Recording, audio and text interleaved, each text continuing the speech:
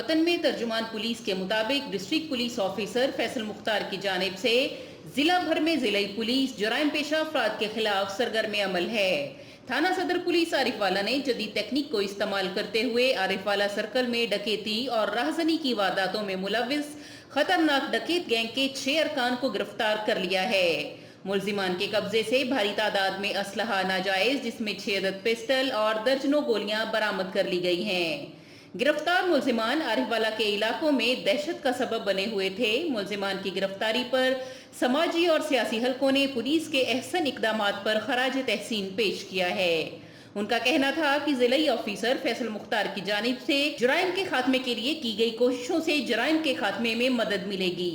ترجمان پولیس کا یہ بھی کہنا تھا کہ ملزمان سے تفتیش جاری ہے اور مزید انکشافات متوقع ہیں۔